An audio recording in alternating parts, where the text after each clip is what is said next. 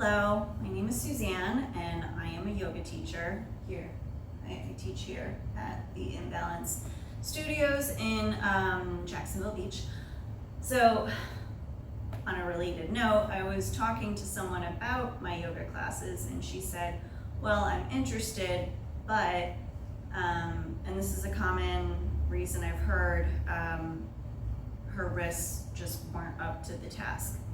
And I know that a lot of yoga classes are very weight bearing on the wrists, on the shoulders. That's something I kind of want to remedy with these classes. And to start, I would like to show you some modifications here that you can do in case your wrists are giving you trouble. So there are two poses in particular that you're going to encounter in most yoga classes. One is called tabletop, the other is called downward facing dog.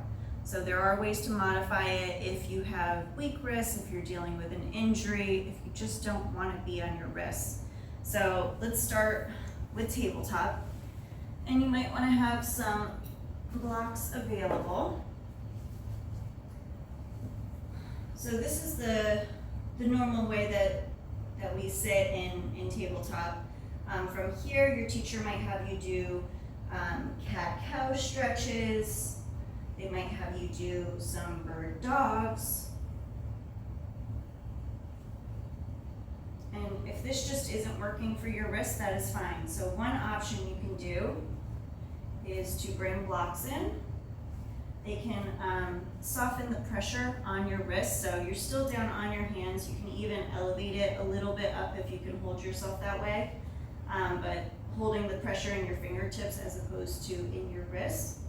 Another option, and this really only works, I do it myself, it only works in cat-cow, where you go down on your fists. So you're gonna make a fist like that, and basically like you're punching it into the ground.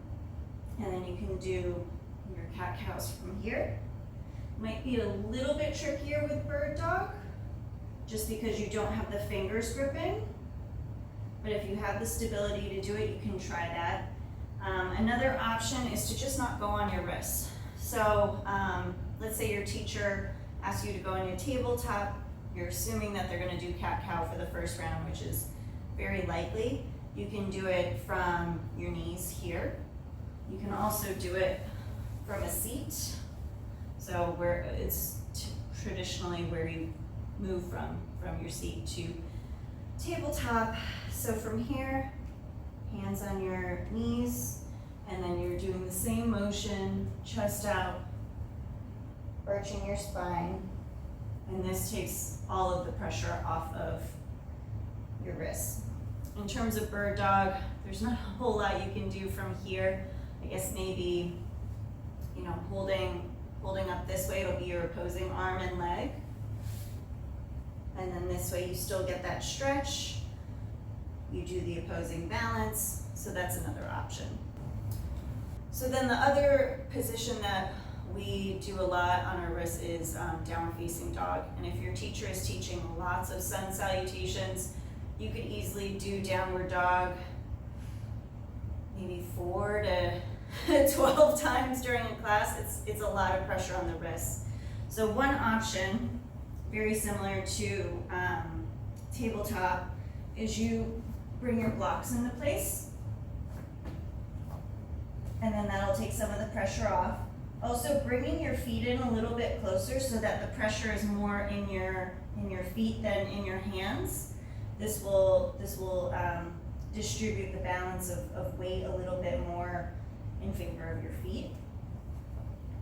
Another option is to do it from your forearms. So this is a position, it's technically not downward facing dog, it is called dolphin.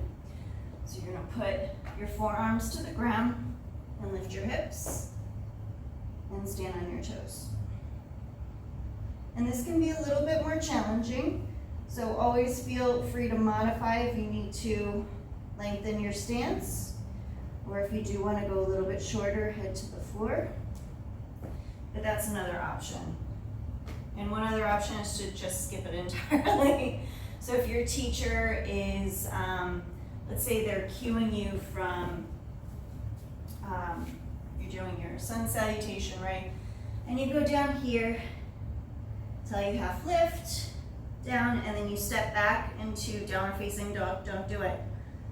Best thing to do, stand, hands to heart, and wait for that next cue that you can do. And it'll probably be high lunge or warrior one. So you put the weight in whichever foot they're calling for, maybe left foot, step back, and then you avoided using your wrists entirely. So there are creative solutions for taking a yoga class that won't cause any sort of injury or irritate any sort of weak spots in your body. And I'm happy to help you find what those are so that you can enjoy the practice.